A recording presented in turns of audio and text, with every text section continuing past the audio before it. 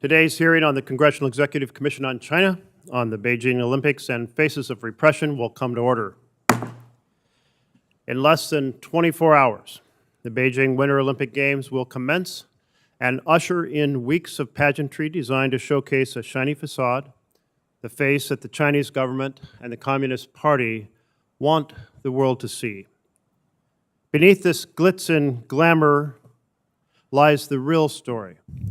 As the Commission and so many others have documented, the story of Chinese leadership is one of genocide, slave labor, forced sterilization, the desecration of democracy in Hong Kong, Orwellian repression in Xinjiang and Tibet, bullying of critics at home and abroad, and the suppression of freedom of religion, freedom of speech, civil society, and rule of law across the country. This commission, which exists to shine a light on the real human rights situation in China, has sought to prevent these Olympic Games from perverting the Olympic spirit and distracting from the real story. We have held multiple hearings, including one with the top U.S.-based Olympic sponsors. We've engaged those sponsors, the International Olympic Committee, the U.S. Olympic and Paralympic Committee, broadcasters, the United Nations High Commissioner for Human Rights. I hope it has made a difference in the degree to which U.S. companies are willing to lend their prestige to the false display of peace and harmony the Beijing Olympics represent. I hope it will influence the way these games are covered and the way these games are perceived by the world. I hope it will provide support to the Olympians who fear for their freedom of expression, their data privacy, and their basic rights. But these Olympics are commencing and will show a face the Chinese government and Communist Party don't deserve to show to the world. In this hearing, we will put a spotlight on the face of repression, the exact face and stories the organizers of the Beijing Olympics don't want the world thinking about as the torch is lit. For the last 60 days, the Congressional Executive Commission on China has conducted a daily Olympic prisoner social media campaign to tell a few of these stories. There are so many more in the CECC political prisoner database, which is only a sliver of the untold number of Chinese citizens detained or disappeared merely for exercising their human rights or being a member of a disfavored minority group.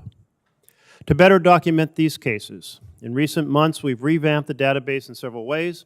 In June 2021, we launched a new platform aimed at modernizing the database to address the security and sustainability concerns, streamline information, and maintain our ability to record and display a wide variety of data. This upgrade enhanced the database's search functionality, added publication of prior detentions, expanded detention details, and created a permanent archived source link. The CECC Political Prisoner Database recently began to document cases of political detention and imprisonment in Hong Kong in recognition of the rapid deterioration in the rule of law conditions, including arrests made under the national security law, as well as ongoing loss of independence of the judiciary and prosecutor's office. I never thought I would see the day when that would be necessary. But the sad reality is here, and it's our mandate to document these cases. In this hearing, we will hear about some of these cases in Hong Kong, as well as others we've highlighted in the Olympic Prisoner Project. We are deeply honored that one of the greatest champions of human rights in China, Speaker of the House, Nancy Pelosi, is here to help frame our discussion of these cases. I am similarly humbled by the panel of witnesses we'll hear from who will tell deeply personal accounts of the repression they and their family members have suffered. These witnesses have started organizations dedicated to the causes of human rights, rule of law, and democracy. They have lost fathers, husbands, uncles, friends to the Chinese system of arbitrary detention, and they have been locked up themselves. I can think of nobody better to hear from on the eve of the Beijing Olympics. These and the images behind them are the faces of repression we hope the world remembers at the Olympics get underway. Congressman Govern. Thank you, Mr. Chairman. Thank you for convening this hearing on prisoners of conscience on the eve of the Beijing Winter Olympics. Thank you for your leadership on so many human rights issues. I'm also honored to be here with my colleague from Virginia, Jennifer Wexton, who's been a leader on so many issues related to human rights. And obviously, I'm thrilled to be here with, and honored to be here with the Speaker of the House, Nancy Pelosi. Before I begin, I want to just say a few words about the Asian American community. They have experienced a spike in hate crimes, discrimination, and invectives directed toward them. This has happened in a climate where public figures have declared or implied that China is to blame for all our ills. Think China virus. This commission monitors the human rights record of the Chinese government. Our criticism is not directed at the people of China or of Chinese heritage. I take great care, and I know the co-chair, the chair does as well, to make this distinction clear. And I hope that all my fellow commissioners do as well. This commission's important work is based on international human rights standards.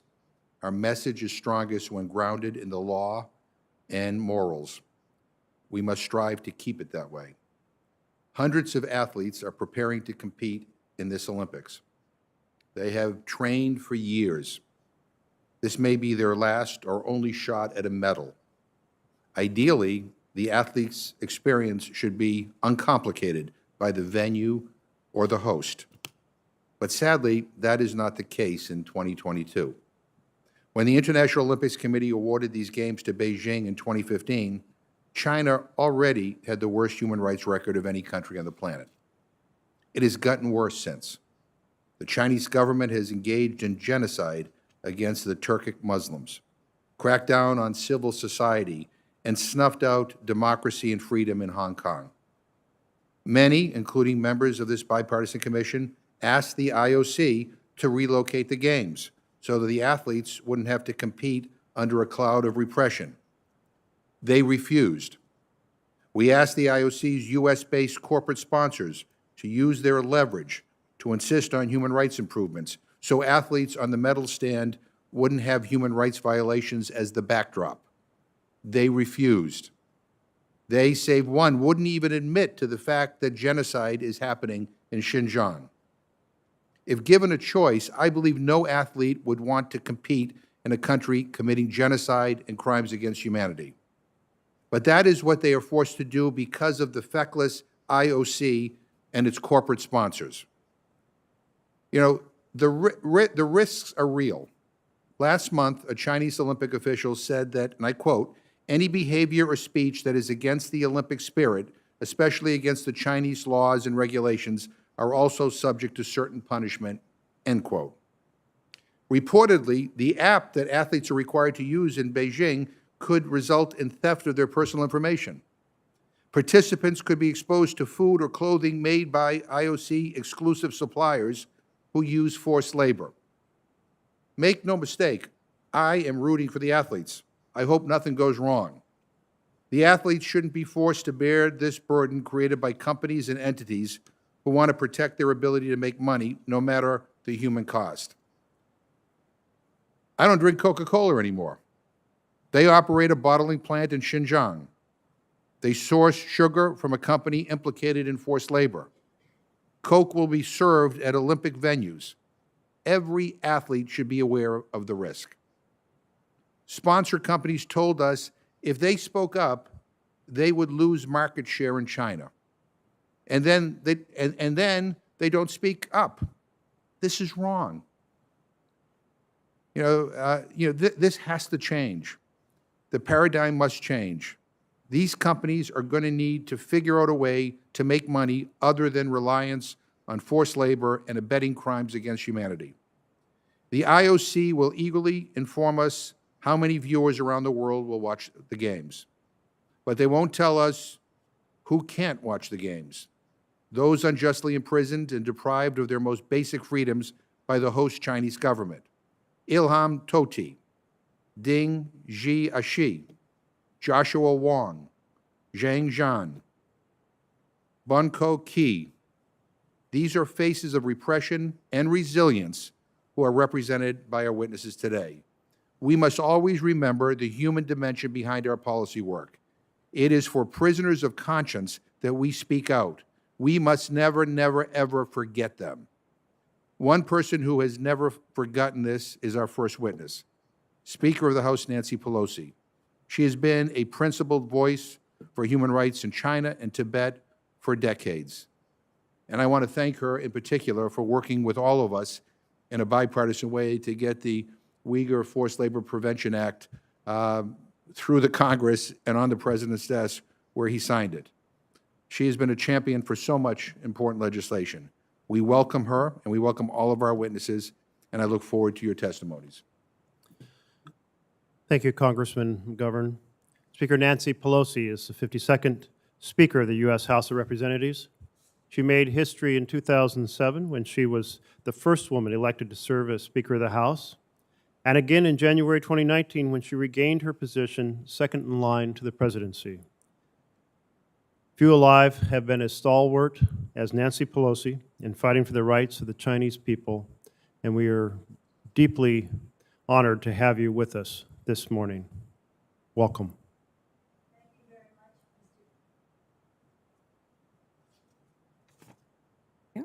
Thank you very much, Mr. Chairman, for your invitation to be here, for your kind introduction, for your great leadership. Your opening statement was values-based, a source of inspiration, and you used the word hope. It gives us hope as to how we go forward and how we can shed light on the injustices that are happening in China. I'm honored to be with you and with Mr. McGovern, who has been, we call him our spiritual leader on this subject when we've been to China and Tibet and the rest, because, again, he has been relentless over the years and intensely involved in shining a light on human rights violations in China, particularly now with the genocide of the Uyghurs. Congresswoman Wexton is blessed with a large number of Uyghurs in her district, and so she has been an important leader in passing the legislation that Mr. McGovern and you referenced. Thank you for your leadership, Congresswoman Wexton. I know it'll probably be coming. Chris Smith has been, we've worked in a bipartisan way for decades on this subject, sometimes with another Virginian, Frank Wolf, no longer in the Congress, but always with us in this struggle. So as House Speaker, it is my privilege to again testify before the CECC, as I did most recently on May 2021, and to do so with leaders with whom I have worked to fight for human rights in China. As I mentioned, Mr. Chairman, Senator Merkley, you have been a respected voice on the Foreign Relations, I guess it is in the Senate, Foreign Relations Committee, and as CECC chair, bring a steadfast commitment to ensuring our nation lives up to our values abroad. Mr. McGovern, CECC co-chair, has been a clarion voice on human rights in the House, across the country and around the world, and a leader since his days in the Congress, well, actually as a staffer before, but in Congress to advance human rights in China. I thank also Chris Smith, again, a former co-chair of this commission, longtime partner to many of us, to hold Beijing accountable. And again, thank Congresswoman Wexton for her leadership. Thank you, Mr. Wexley, for Mr. Merkley, the entire Congressional Executive Commission on China for hosting this important and timely hearing, Beijing Olympics and the Faces of Repression. When the Olympic Winter Committees begin tomorrow in Beijing, the Chinese government once again attempt to distract the world from a decades-long campaign of abuse and repression. But the United States and the international community know the truth. The People's Republic of China is perpetrating a campaign of gross human rights violations, including genocide. Over the next 2 weeks, it is our urgent moral duty to shine a bright light on the many human rights violations being perpetrated by the host nation. And I say by the host nation because I associate myself with the remarks of Mr. McGovern. This is not about Chinese people. It's about the People's Republic of China and the repressive government that has been in power. While we fully support and will root for our athletes, we cannot and will not be silent on human rights in China. I also am honored to be here with brave witnesses testifying today. Yao Xue and Xiao, Johar Ilham, Sophie Luo, Nima Lamo, and Nathan Law. Nathan remotely is my understanding. For decades, the PRC has orchestrated a campaign of terror and repression, from the genocide of the Uyghur people most recently, to aggression against culture, religion, and language of Tibet, to crackdowns against the basic freedoms in Hong Kong, to jailing of journalists, activists, and dissidents throughout mainland China, and intimidation of Taiwan, and more. Yet the Chinese government works desperately to cover up their abuses, rewriting history and projecting a very different image to the world, or tries to anyway. Many in Congress have fought to ensure that the world remembers the truth of the PRC's human rights record and to hold them accountable, including by seeking to deny them the honor of hosting the Olympics. In 1993, Congress passed strongly bipartisan legislation calling on the IOC to reject China's 2000 bid, and we were successful then in doing so. Many of us again opposed China's 2008 bid. Sadly, the IOC chose to sell out on human rights in China, but we continue to speak out, including by urging President Bush then to boycott the opening ceremonies. Now the IOC, aided by corporate sponsors, once again turns a blind eye with the 2022 Winter Olympics, just to bolster their bottom lines, as Mr. McGovern mentioned. As I was said, if we do not speak out against human rights violations in China because of commercial interest, we lose all moral authority to speak out against human rights violations anywhere. And that is why at a CECC hearing last May, I called for no official presence at the Beijing Olympics. Thanks to the strong leadership of President Biden, the administration has joined Congress in presenting a united front in this effort. And proudly, many nations have followed America's lead, including the United Kingdom, Canada, Australia, Belgium, Denmark, Estonia, Latvia, and Lithuania. Make no mistake, our athletes should participate. They've trained, they're disciplined, they've dreamed, they've aspired, they've worked hard.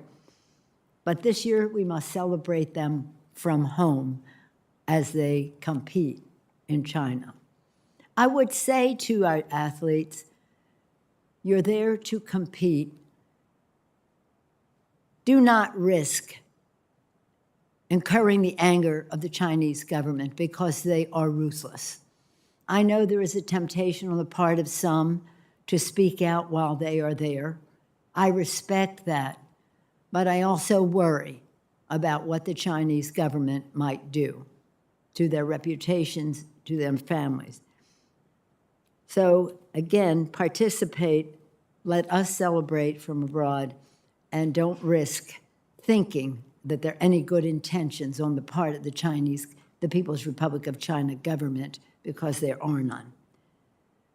While you're competing, Congress continues to take bold bipartisan action to defend human rights in China and hold the Chinese government accountable. Most recently, the Uyghur Forced Labor Prevention Act, which was proudly signed into law in December, will harness America's economic might to make clear the genocide of Uyghurs must end now.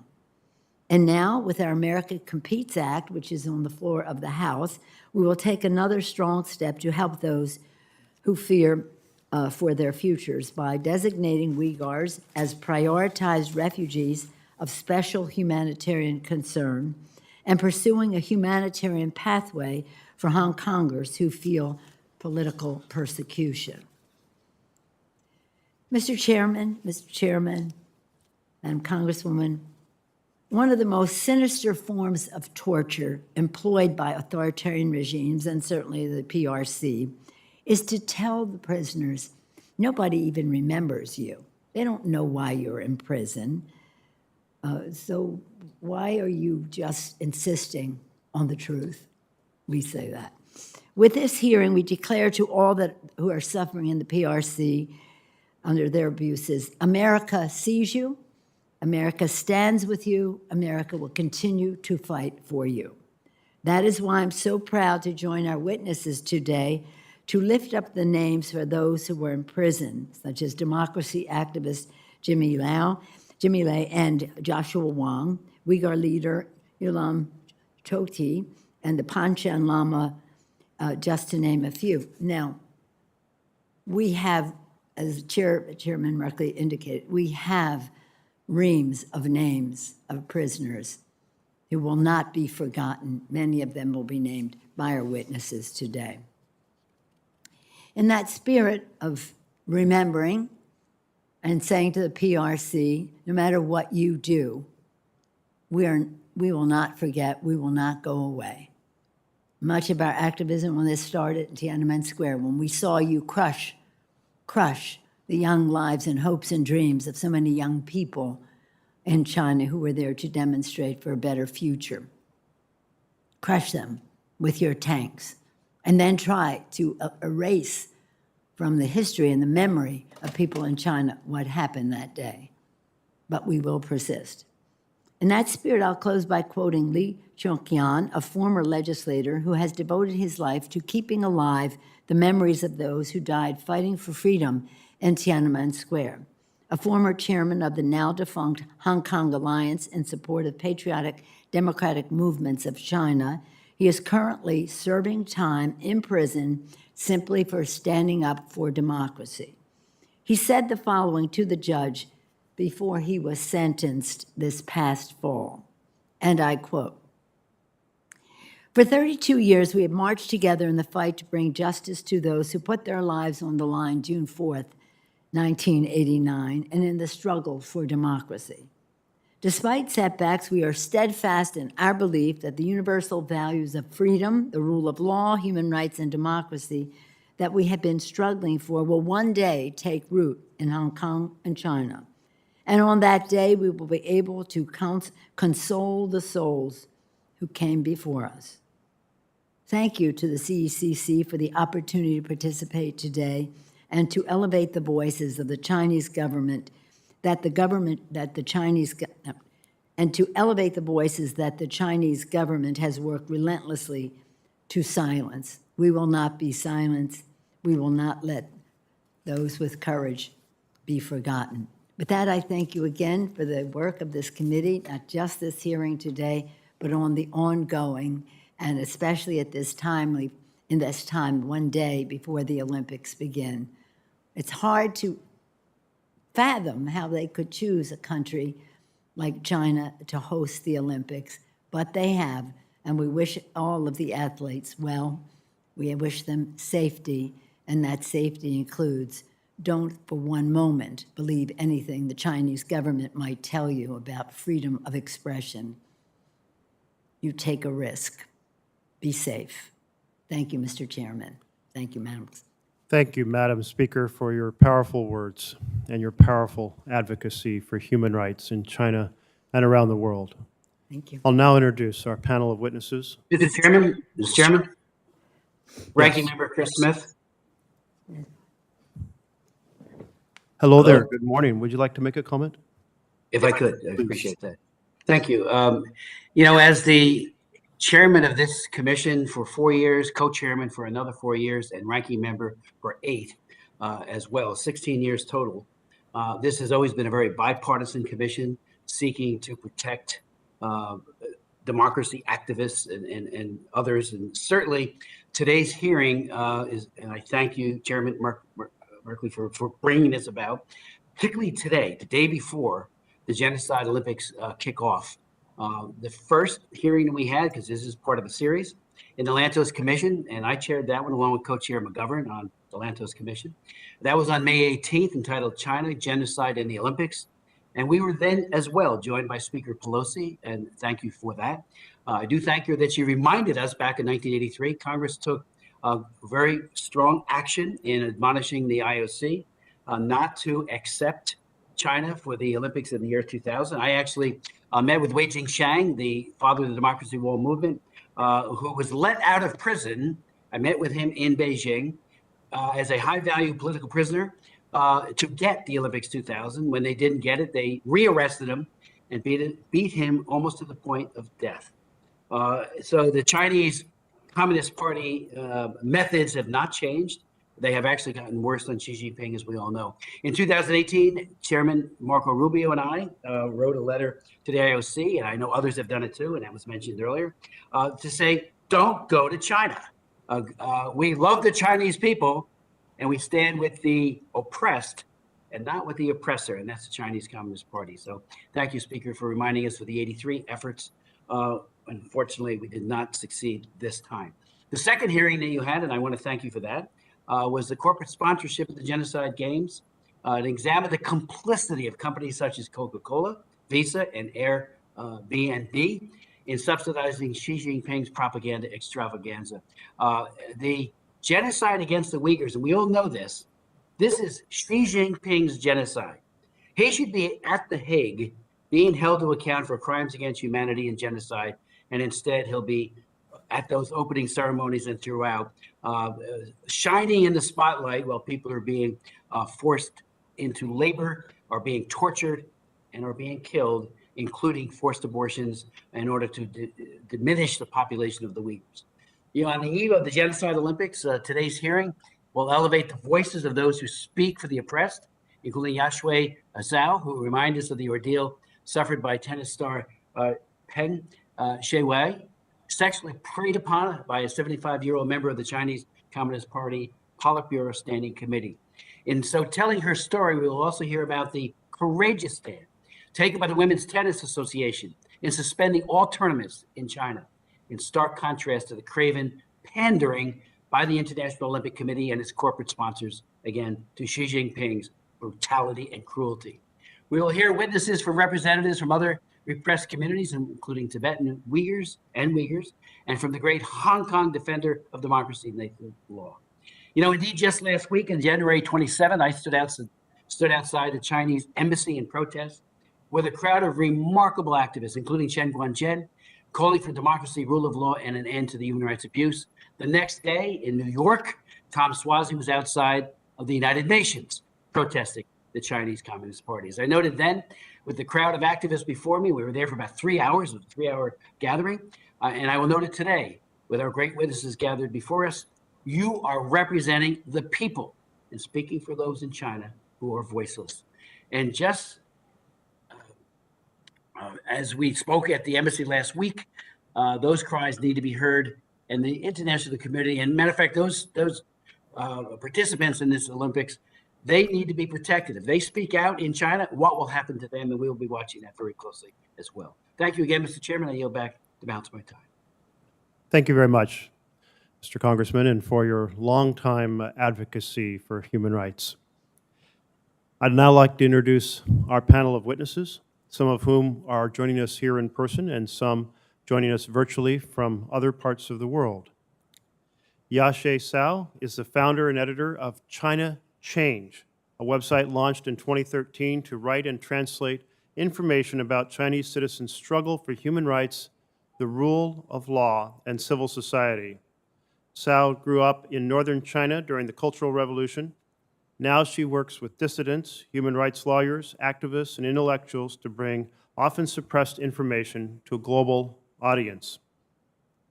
Nathan Law is a democracy activist currently in exile in London.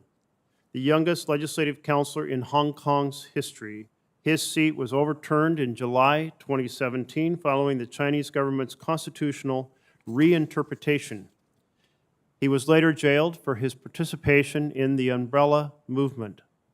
In 2018, the CECC nominated him and his fellow student activists Joshua Wong and Alex Chow for the Nobel Peace Prize. In 2020, he was listed as one of the 100 most influential people in the world by Time. Joer Ilham is an advocate for the Uyghur community and her imprisoned father, Ilham Tohti.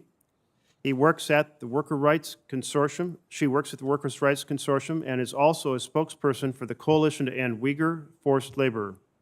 She has received numerous awards worldwide on behalf of her father, including the European Parliament's Sakharov Award. Her second book, Because I Have to, The Path to Survival, The Uyghur Struggle, will be released this spring. Sophie Luo is the wife of human rights defender Ding Jiaxi. Her husband was detained in April 2013 and sentenced to 3 years and 6 months in prison after calling for government transparency. He was forcibly disappeared on December 26, 2019. Ms. Lau continues to advocate for the release of her husband. Nima Lamo is a human rights advocate and niece of the late Tulku Tenzin Delek Rinpoche, a highly revered Tibetan Lama who died in a Chinese prison in 2015. After questioning the cause of his death, Ms. Lamo was arbitrarily detained along with her mother. She continues to call for an investigation into the treatment of her uncle and other Tibetans.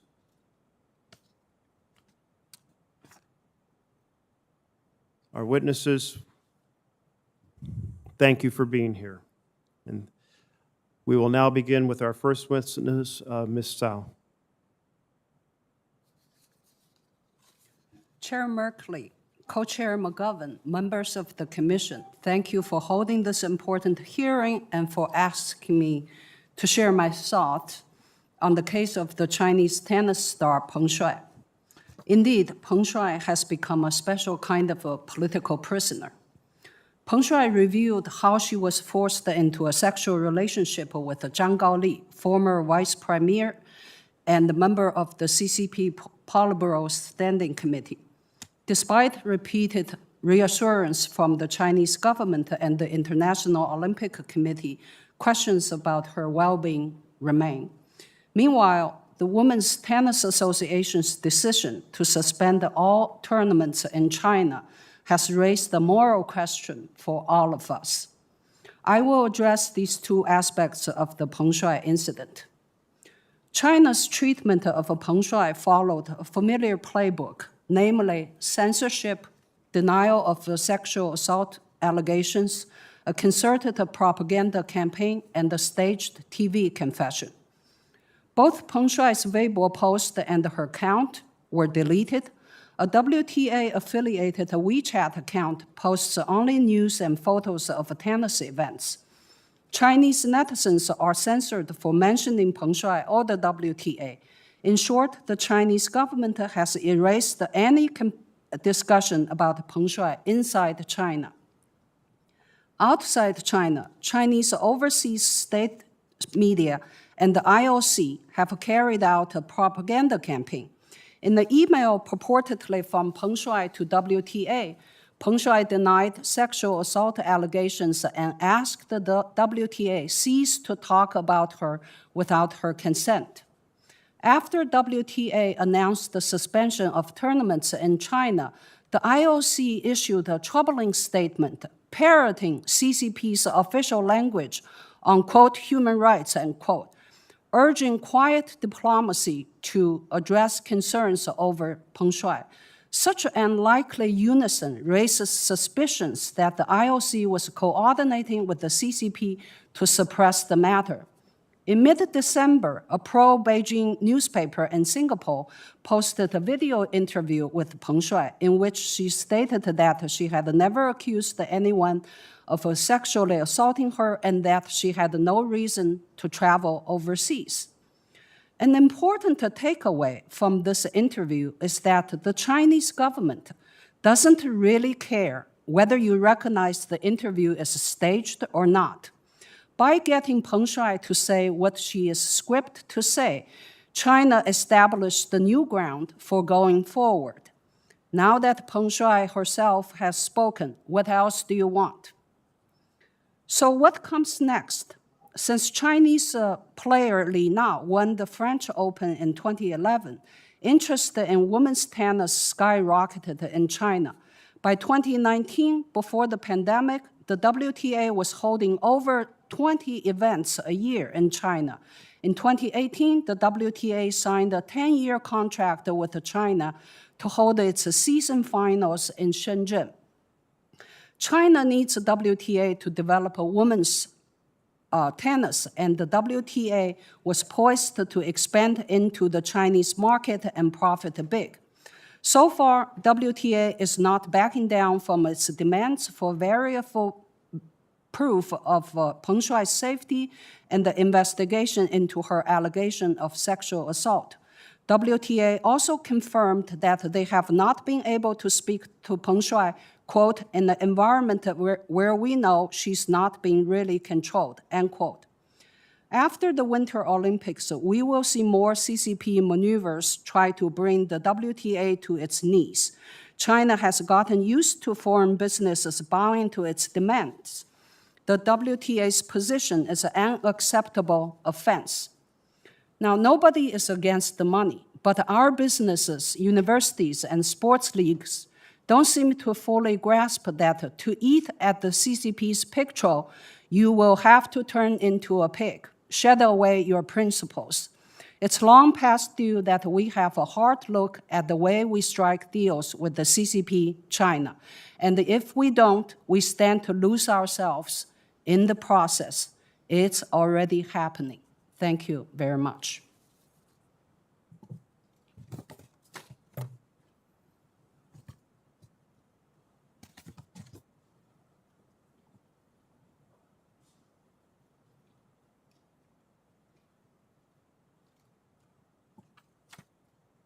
Thank you very much. We now turn to our second witness, Nathan Law. Chair Merkley, Co-Chair McGovern, and members of the Commission. It's really nice to hear Speaker Pelosi again, and thank you for her tireless support to our movements. I'm very grateful for the invitation to this important hearing.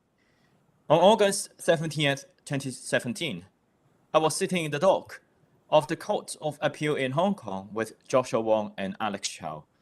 We were all sentenced to months of imprisonment for inciting and participating in an unlawful yet peaceful assembly during the Umbrella Movement.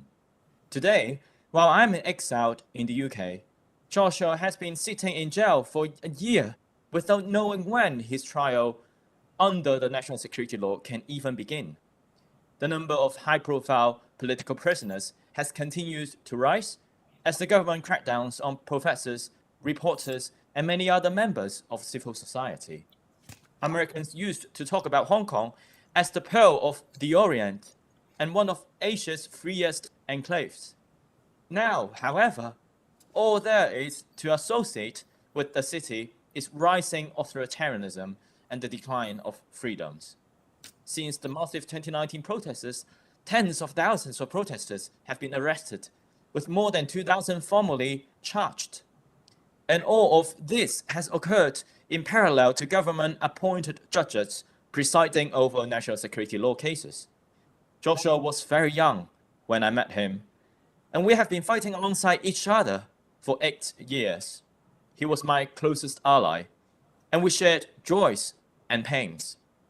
So it is particularly hard that amid the Lunar New Year, traditionally when families and friends gather and celebrate, that he and a lot of my friends are still behind bars, while I'm unable to connect with my family because it will endanger them. The political turmoil in Hong Kong and the growing number of political prisoners show that Chinese leaders have grown very confident about their more technologically advanced and sophisticated Orwellian model of social control. They disregard any commitment to human rights and international obligations. Last December, to counter President Joe Biden's Summit for Democracy, at which I was privileged to speak as the sole Hong Kong representative, they published a white paper promoting what they call China democracy. They claim that China's democracy was the one that worked. They tried to redefine democracy in a way that universal suffrage, checks and balances, and the division of power would not be part of it. Instead, they called the totalitarian system in China in which the people have absolutely no rights to elect their country's leaders as a democracy. This is the level of disinformation and hostility they are imposing on the free world. They're trying to undermine the history of Hong Kong, the culture of Hong Kong, what it means to be a Hong Konger, and most importantly, the democratic values that we all treasure. The Chinese government has broken every promise it made to the world ahead of the last Olympic Games it held in the summer of 2008. 14 years later, under General Secretary Xi Jinping, it is more aggressive and arrogant than ever. To see corporations and other countries rolling the red carpet for it is plainly disgusting. There's nothing to celebrate about the current Winter Olympics in Beijing while a genocide is literally happening. That is why an even larger coalition of activists, not just Hong Kongers, but also our Uyghur, Tibetan, Taiwanese allies, are standing up now. The Biden administration is right to diplomatically boycott the event, but there are far more policymakers in Washington can do. To support Hong Kong, Congress should consider the various bills on everything from sanctions to internet freedom that have been introduced in recent years. Of even more importance are humanitarian pathways for Hong Kongers in need, including the Hong Kong Safe Harbor Act, the Hong Kong People's Freedom and Choice Act, and the relevant portions of the American Competes Act, which I know the leadership and many members of this commission supports. The Olympic Games may be a one-off event, but our struggle against China is global, essential, and potentially lifelong. We will all do well to reduce our reliance on China in every way possible and forge better multilateral partnerships with like-minded stakeholders to coordinate an international pushback. We must grasp every opportunity to send a signal and stop the complacency. Fight for freedom, stand with Hong Kong. Thank you so much, and I look forward to your questions. Thank you very much, Mr. Law. Now, Ms. Ilham.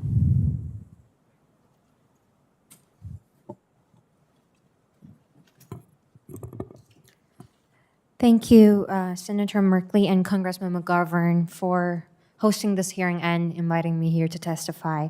And I'd like to thank Madam Speaker Pelosi for being here and for your tireless work to pass the Uyghur Forced Labor Prevention Act.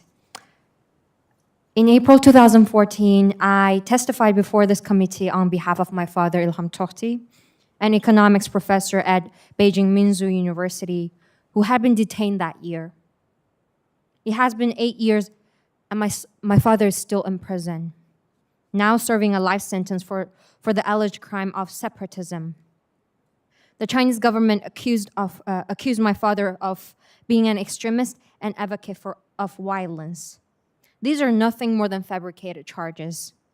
My father had never incited violence, nor extremism, or promoted separatism as the Chinese government claims.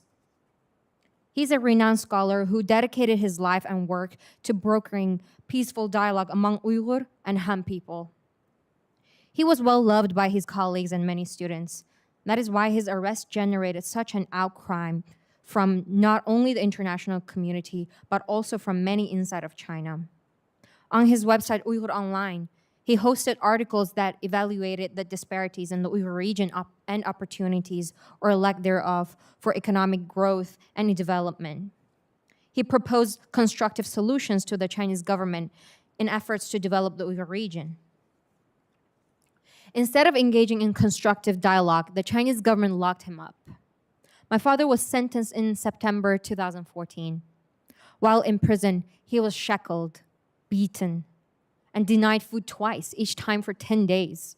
And those are only the times that we were aware of. He has not seen a lawyer since his second trial in 2014, and our family has not been able to visit him since 2017. Now my family doesn't know whether he is even alive. That is also the case for many other Uyghurs who are being held captive by the Chinese government. A number of them were scholars like my father, and some were my father's students. Atkem Rozi, a former student of my father's, was sentenced to 4 years in prison in 2014 for alleged crimes of separatism and endangering state security. Her association with my father and her contribution to the website Uyghur Online were reasons for these charges. And Atikem Rozi's term ended in 2018, but she remained detained. Rahila Dawood is a renowned anthropologist, scholar, and expert in Uyghur folklore and traditions. She has been missing for 4 years. In the summer of 2021, the Chinese government finally confirmed that she is imprisoned, but shared no details of the charges against her or of her alleged crimes. Rahila Dawood's daughter, just like me, lives in the United States without her family, does not know her mother's current status, and is still fighting for her release.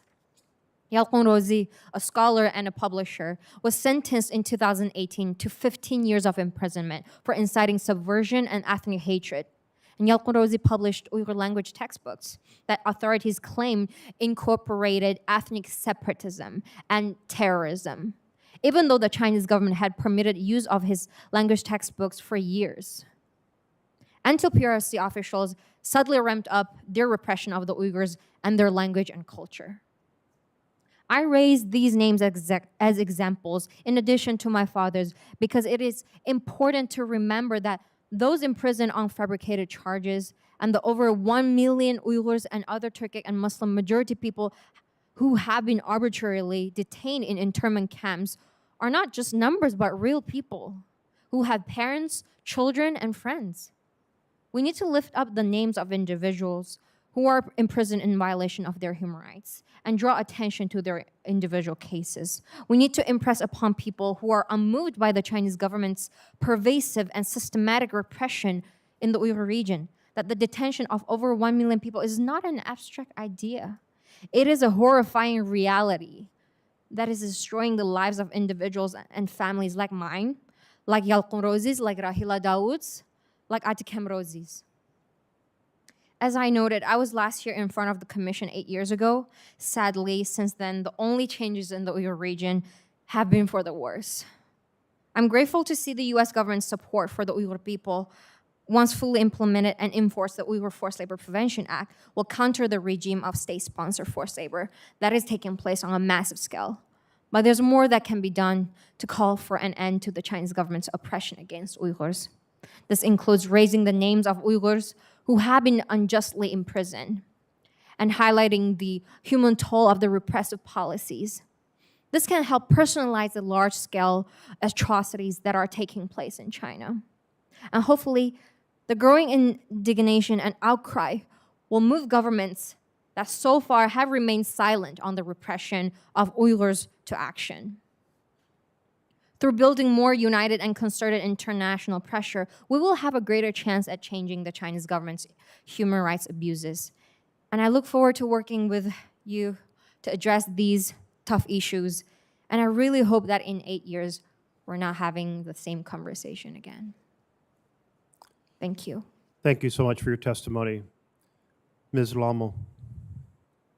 Good day, everyone. My name is Nimang Amo. Thank you for this opportunity to testify. The opening ceremony of the 2020 Beijing Olympic will take place tomorrow, so it is urgent that we raise our voice today for those who have been silenced by the CCP. I'm the niece of late Tengku Tenzin Dalai Rinpoche. Tenzin Dalai Rinpoche was highly respected Lama in our area, in Letham town, Eastern Banten.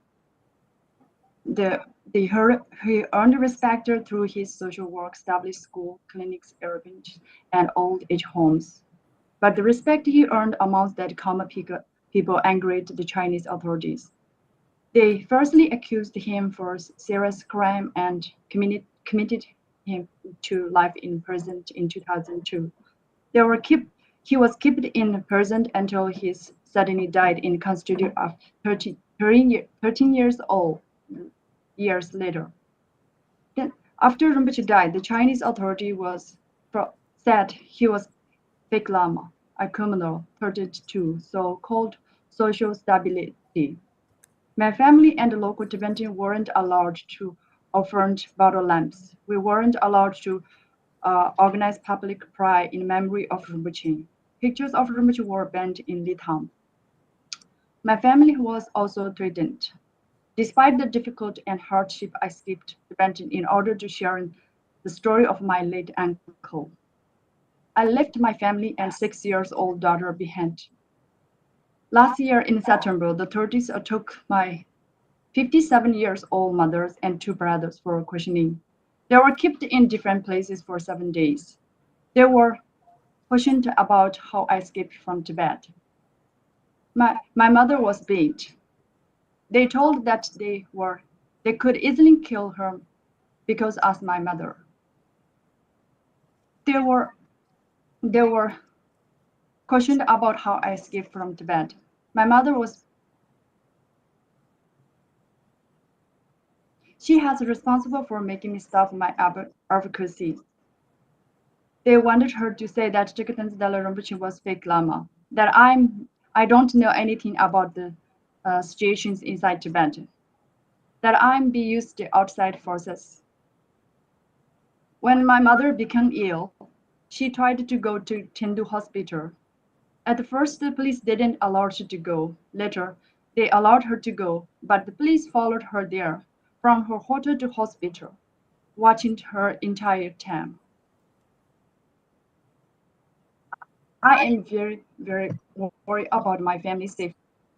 I told that my mom, if I continue to speak up out here, they will beat, arrest, or even kill members of my family. Today, Beijing is putting on a friendly face for the Olympic, but that isn't their real face.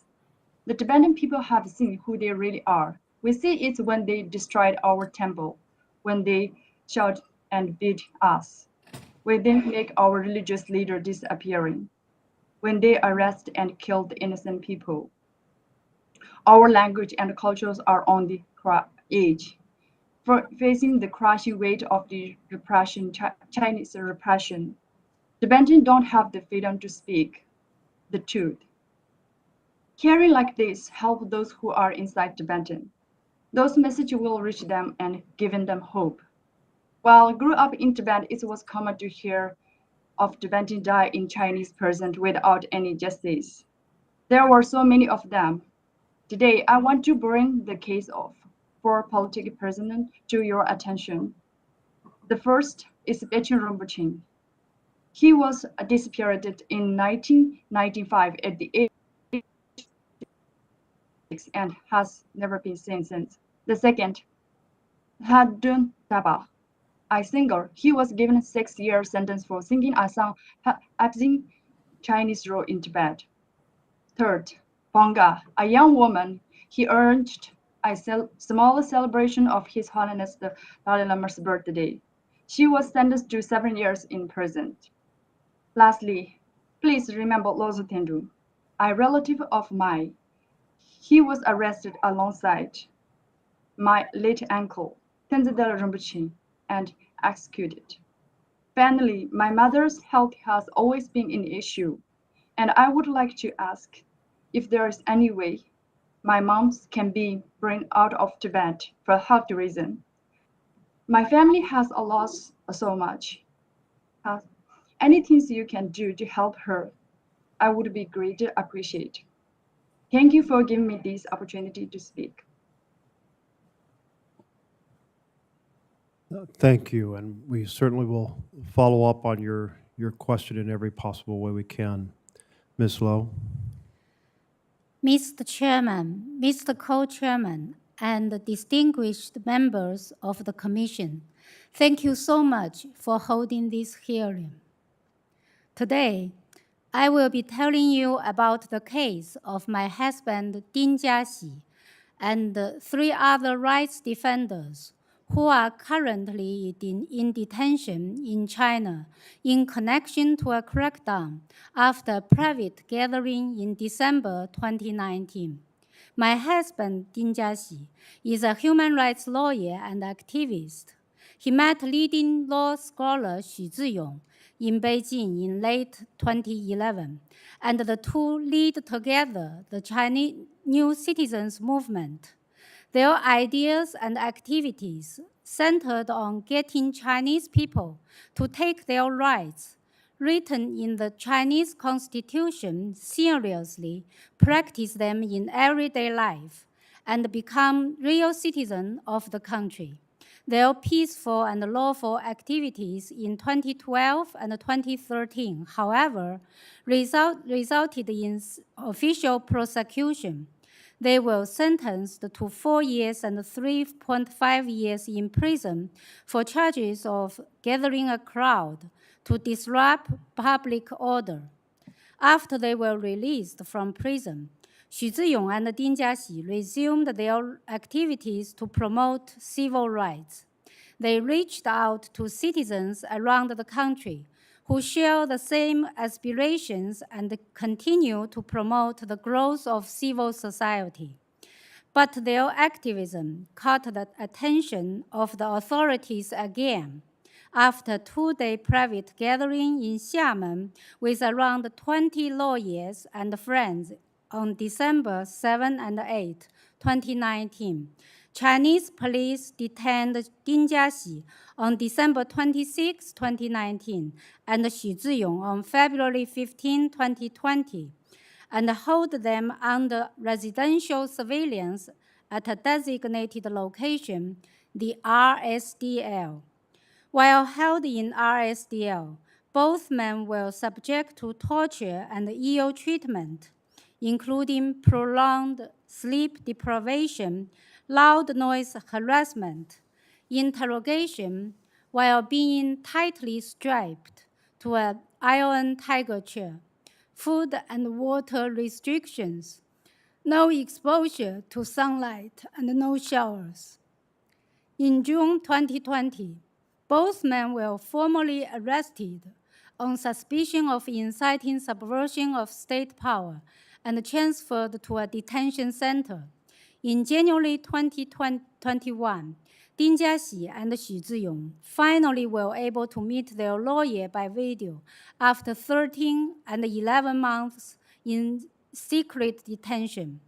In August 2021, Chinese authorities indicted and charged them with subversion of state power, a more serious crime that could result in life imprisonment. Others were detained as part of Xiamen gathering crackdown, and now still in detention are Chang Weiping and Li Qiaochu. Chang Weiping is a younger generation human rights lawyer. He was placed on the RSDL for 10 days in January 2020 after participating in the gathering, and was sent to RSDL again in October 2020 under charge of subversion of state power. He was subject to brutal torture and was denied access to lawyer for 11 months. Ms. Li Qiaochu didn't attend the gathering, but was sent to RSDL for 4 months in 2020 simply because she was Xu Ziyong's fiancée, and was detained again in February 2021 under charge of inciting subversion of the state power for exposing Xu Ziyong's torture and disclosing the corruption of the detention center.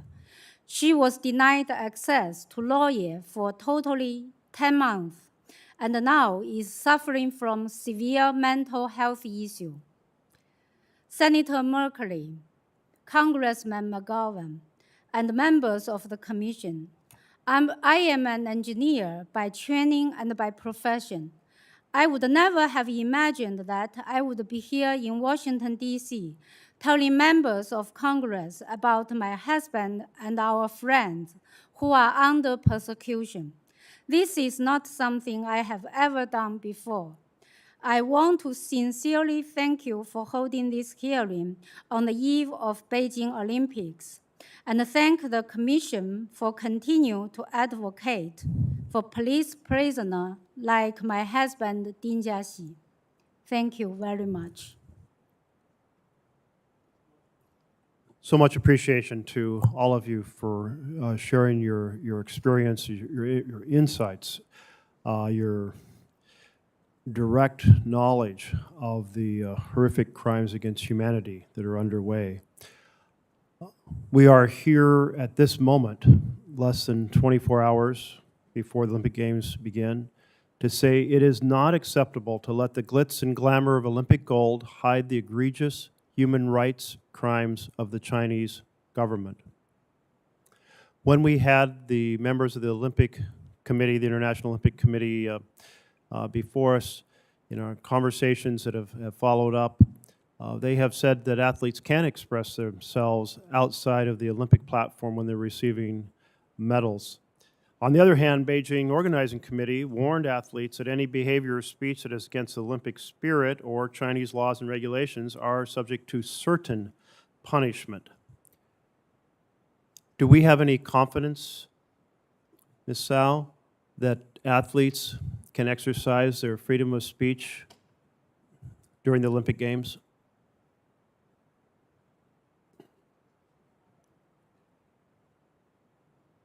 I doubt it. I read from the news that the athletes were compelled to install a app designed for the Olympic athletes, so everyone has the same app.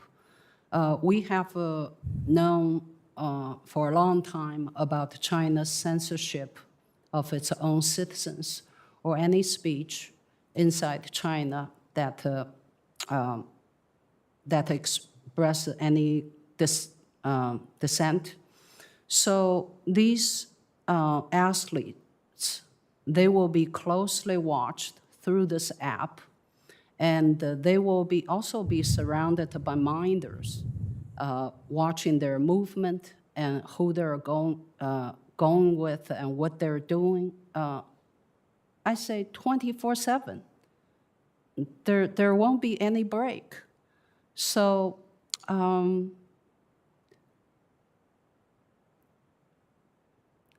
I would say they will be risking subject themselves to a lot of risk if some of them decide to speak up.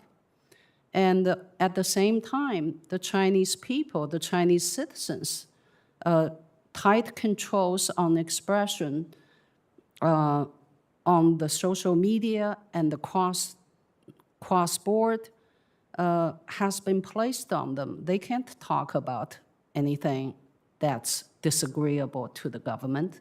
They can't, as a matter of fact, the Chinese dissidents and activists can't even hold a count on the Chinese social media platforms. So that's the situation. Athletes will be risking a lot if they decide to speak out. Thank you, which means that if individuals do speak up, they know they're doing so at great risk, and they will be exhibiting the type of courage that so many of you and your family members and your friends have exhibited. Mr. Law, what recommendations do you have for Congress about how we can better support political prisoners in Hong Kong, given the new political, legal environment there? Thank you so much, Chair, for your question. As I said in my speech, there are numerous bills that are waiting to be passed in Congress, including providing safe harbor, including providing security on internet freedom, and also the Competes Act that generally put pressure to the Chinese Communist Party. For now, it's really difficult to directly do a lot of things or do something on the situation of Hong Kong's political prisoner, because Beijing always holds a facade of rule of law in Hong Kong. And even though they have full control on the National Security Law Court, they appointed judges, and the judges are obviously following orders. But it is, for them, they would definitely say that, oh, it's judiciary issues, and the government has no intervention over it. So definitely on the surface level, they are saying that there's nothing to do. But at the end of the day, the reason why Hong Kong ended up losing its freedom, that Beijing seems to be much more aggressive than ever, is because Beijing has confidence over its own system. Hong Kong used to be seen as a gateway or as an example for the Chinese Communist Party and the PRC to move towards liberalization. And for now, they feel good in staying in their totalitarian zone. So they no longer need that need that kind of like example of Hong Kong anymore. And they just treat Hong Kong just an ordinary city, Chinese city. So for now, it's really for us to gear up our pressure to the Chinese Communist Party to have good alliance, to have good policy, good global agenda, and coordinate global pushback. Thank you. Ms. Ilham, I'm very struck about two items that I'd like you to amplify your thoughts on if you would like to. One is the way in which apparel brands and retailers are complicit in forced labor by utilizing products made with that forced labor. And second, the incredible impact of surveillance technology, which has created an Orwellian world where every movement is watched and recorded, giving no personal space for expression or learning or reflection or advocacy. And just your thoughts on those two pieces of the challenge. Thank you for your question. First, I would like to note that the surveillance tools that the Chinese government is using is directly benefiting the forced labor situation that's happening there. First of all, virtually speaking, we'll have to assume that the entire apparel industry or entire, doesn't matter what products made in the Uyghur region should be tainted by forced labor. That's why we're passing the bill. We passed the bill for the Uyghur Forced Labor Prevention Act because of the level of surveillance we're talking about. People are not free outside of their homes and people are not free inside their homes. I grew up having bugging devices in my living room. I grew up being followed by Chinese policemen to shopping malls. I grew up having policemen constantly coming to our homes, traveling with us to different cities and putting us into house arrest. And back then, things were not even that bad, and imagine now. So the due diligence mechanisms that work elsewhere in the rest of the world simply doesn't work in China. That's why if any companies claim that their item is free of forced labor, even though they're directly sourcing from the Uyghur region, then they're lying or they're pretending to, they're pretending that they don't know what's going on. But given the exposure of the situations in China, the brands and corporations, they have the responsibility to know what's going on with their suppliers and where they're sourcing from.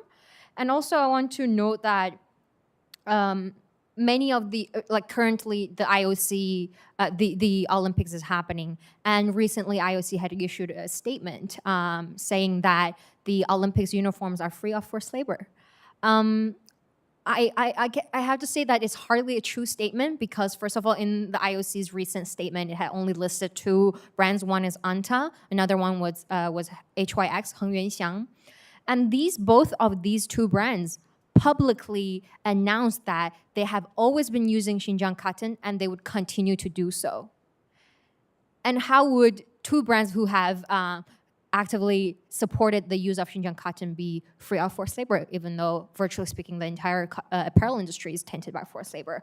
And the IOC has failed to provide transparent due diligence that they have conducted in the Uyghur region, and stating and they have failed to disclose their factory names, the auditor names, and they have failed to explain why they did not disclose those information. So there's a great challenge, but given that we have passed the Uyghur Forced Labor Prevention Act, hopefully it will very effectively reduce the forced labor goods from entering the US.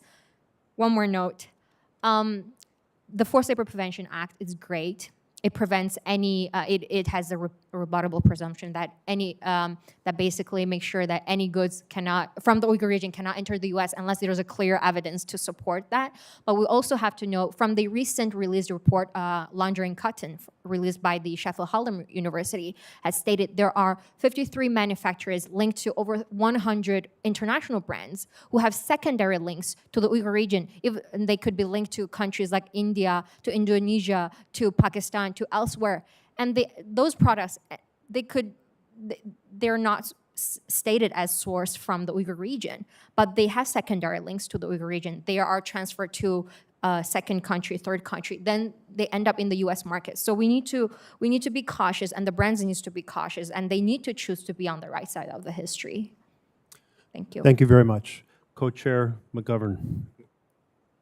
Well, thank you very much. And let me just say in response to the concerns you just raised, one of the things that Senator Merkley, Senator Rubio, Representative Smith, the entire commission are working on is to try to make sure that we provide adequate funding in our appropriations process so that the bill can actually be enforced. And before I'm going to yield the balance of my time to Speaker Pelosi, who has been here for this entire hearing, and I really I think it speaks volumes of her commitment to human rights. I just want to make one point, and that is that I hope that the media that are covering these Olympics, and we sent a letter to NBC, by the way, the commissioners here. I hope that they make a special effort to highlight the realities in China. I hope that they don't see themselves as a vehicle simply to promote the propaganda that the government is going to put forward, where everybody's holding hands and singing Kumbaya and everything is perfect. We know that that's not the case. But we know that that's what the Chinese government will want to do. You know, it is not unreasonable for journalists, sports journalists as well, to highlight that there is a genocide going on, to highlight the ethnic cleansing that is occurring with the Tibetans, that is highlighting the issues that Nathan Law talked about in Hong Kong. I think the Chinese government is counting on our media, the international media, to turn a blind eye to that. And I think that would be a tragedy. So this cannot be business as usual.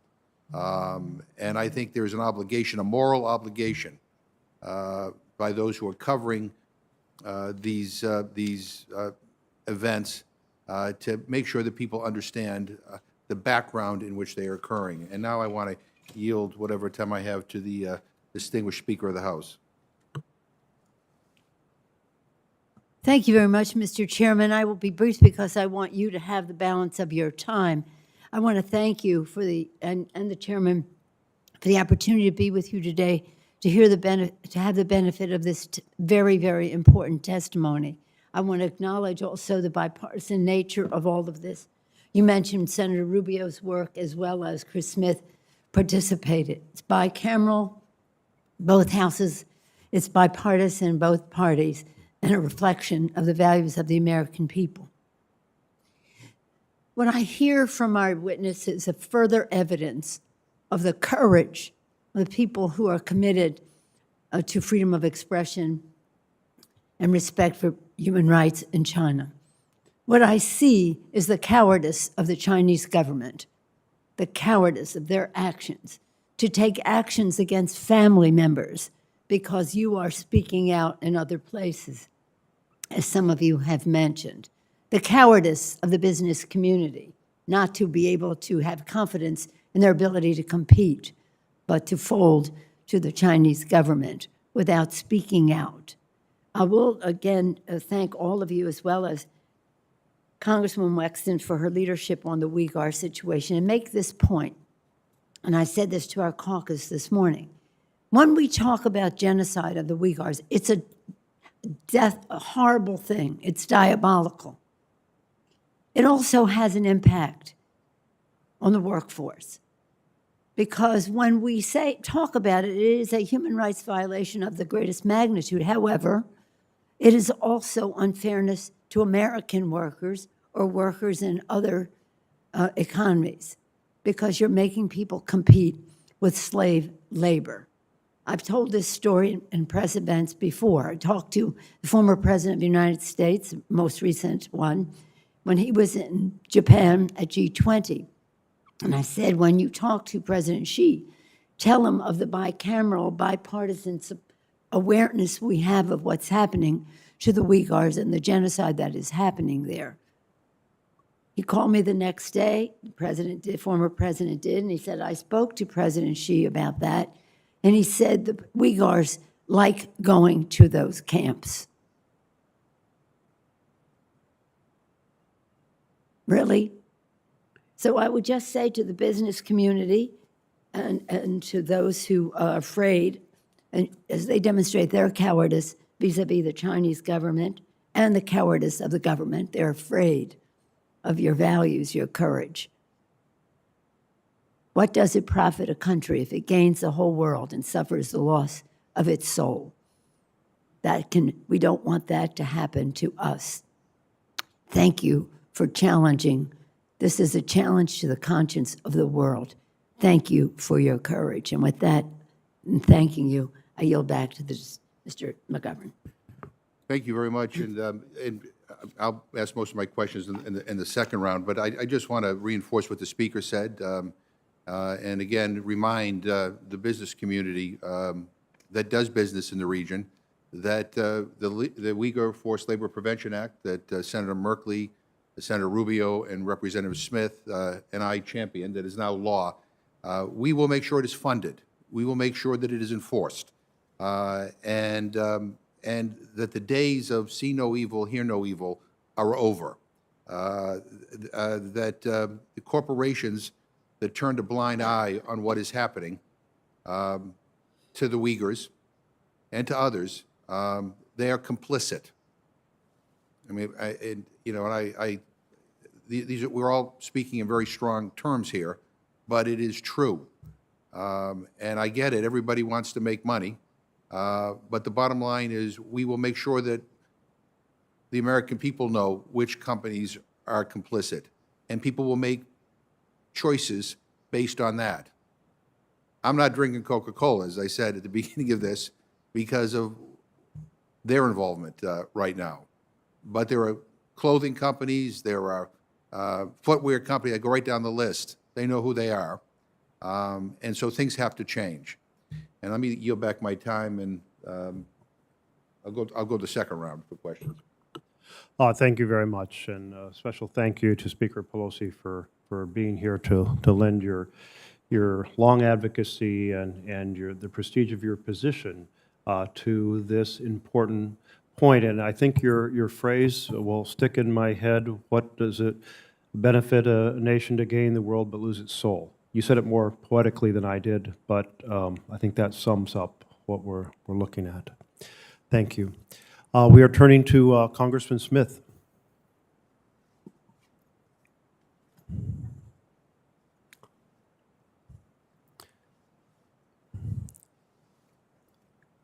Congressman Smith, we're checking. I know you're joining us electronically. If we don't have you, we'll continue and come back to you.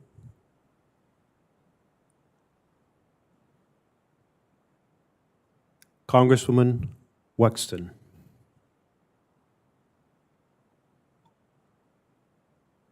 Thank you so much, Mr. Chairman, and thank you also to Chairman McGovern. I really appreciated your opening remarks because it's important that we remember that a lot of people conflate the Chinese people or Asian people with the actions of the CCP, and we should never let that happen. And there's been a huge increase in anti-Asian hate, and we want to make sure that we get that under control and make it very clear that that is not permitted.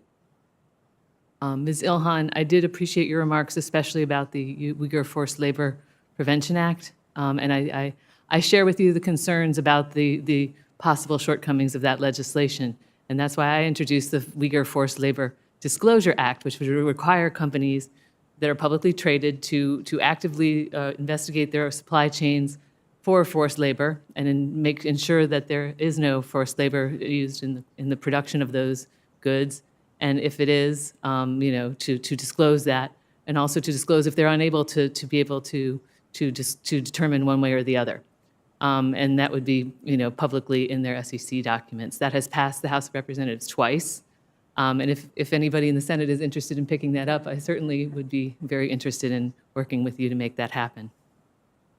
I'm glad that we are holding this hearing today on the eve of the opening ceremony for the 2022 Beijing Genocide Games, because the PRC wants nothing more than to distract the world from its crimes against humanity in Tibet, its anti-democratic crackdown in Hong Kong, and the ongoing genocide happening in Xinjiang.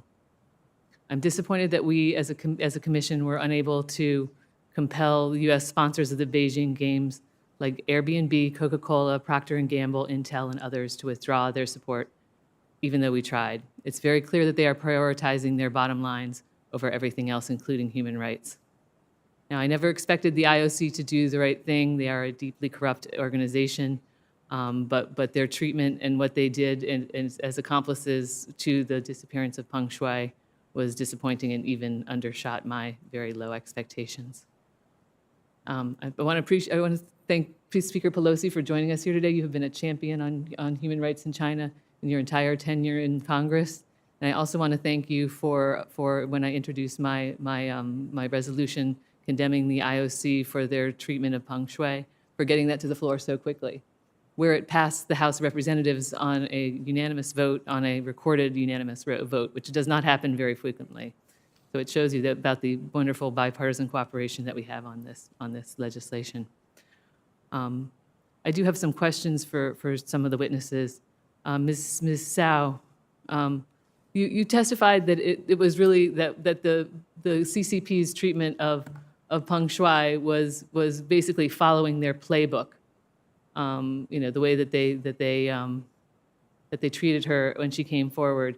Can you describe that a little bit more fully, and also describe what is the status of the Me Too movement in China? Is this something that many of women who come forward face the same kind of effects? Yeah. Thank you, Congresswoman Winspan, and thank you for the resolution you introduced on condemning IOC's complicity in the Peng Shuai incident. Speaking of China's playbook, I wrote an article 2 months ago called "What Waits Peng Shuai." Initially, I didn't feel like I have too much to say about Peng Shuai, but a month into the incident, I feel like I had a lot to offer. What I have to offer is this playbook that, as a human rights activist, I'm so familiar with. Many of us are very familiar with this. So there is a clear pattern and clear components in this playbook when China deals with dissent or cases, human rights cases, that causes wide international attention. So in my article, I gave a few examples. If I could just briefly tell you a couple other stories, you'll know, briefly, everybody very briefly, here because I do will have some know. questions for the other panelists as well. If you make it brief, that would be great.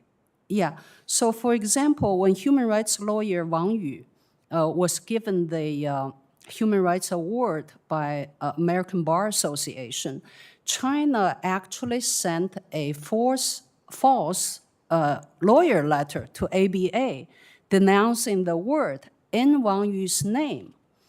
And in the case of Gui Minhai, the Hong Kong bookseller who was detained, who was a Swede, has a Swedish citizenship, and he was made to go on TV to confess that he so voluntarily staying in China, and he does not want to return to Sweden, and he denounces his Swedish citizenship.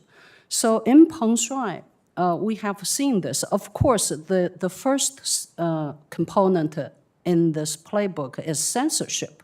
And then there's all matters of different denials, whatever the allegations are.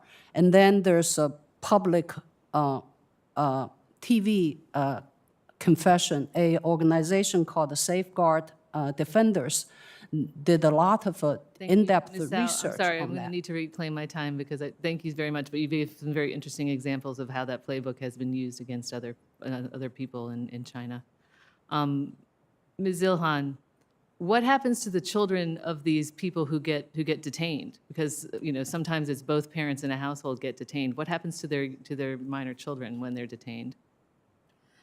From camp survivors or family members of former detainees, I have learned that many of those children whom their parents are detained, they get sent to orphanages or certain types of boarding school if they're slightly older. And Is there indoctrination by the CCP taking place at these boarding schools? yes, at those schools, they learn Chinese, speak only Chinese, not allowed to speak in Uyghur. They eat Chinese food, dress like Chinese, sing Chinese songs, learn Chinese poetries. That's what I learned from the testimonies that from former detainees and camp survivors. Thank you very much. I'll yield back with that. Thank you very much, Congresswoman. And I believe next up is Congressman Steele.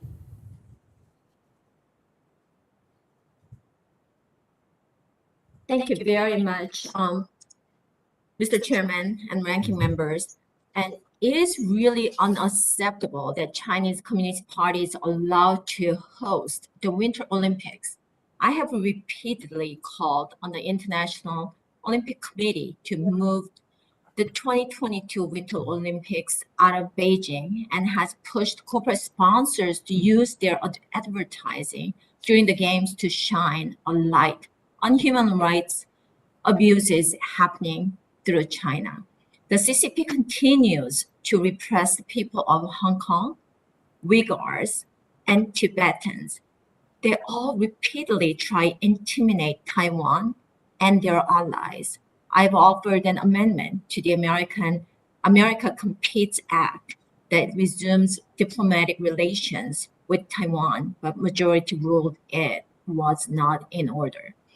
Recently, Qin Gang, China's ambassador to the United States, issued a warning of military conflict between the two nations over Americans' continued support of free and independent Taiwan. This should concern every one of us. Thank you all today for your stories and standing up to the CCP. To all the witnesses that the United States must stand and fight for the people of Hong Kong and those being oppressed and prosecuted by the CCP for speaking out against human rights abuses. So my question is, anybody can answer here, how discouraging it is when you see elected officials across Western countries and global corporate companies turn a blind eye to the CCP and Chairman Xi Jinping. So what do you think about that?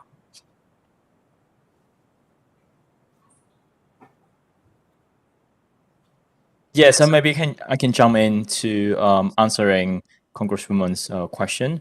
As I said in my speech, it's really disgusting to see a lot of big corporation and some of the country's leaders literally rolled a red carpet for this Winter Olympics, while they obviously knowing that there is a genocide ongoing, that a lot of people suffering, and they know that by doing so, they are unable to address these problems. So for me, and it is especially disheartening that it is not just about the Winter Olympic or the Chinese human rights violation. It's about how we can retain the integrity and the idea of democratic values, while we obviously knowing that China is actively redefining the definition of democracy and trying to say that the totalitarian system triumph our democratic system. So for now, I think we need more values in our actions. We need more value-based diplomacy, and we need more alliance and coalition that like-minded countries can work and act together. And some of the democratic countries, if they send delegations of high officials to the Winter Olympic, it definitely ruins this kind of like collaboration and dedication that we all put in protecting democracy. And let's not forget, we are in a democratic backsliding in the second decade. For the past 10 years, 20 years, democracy is losing ground in the world. And one of the major components is that we were too complacent to the rise of authoritarianism, especially to China. And now we should change that.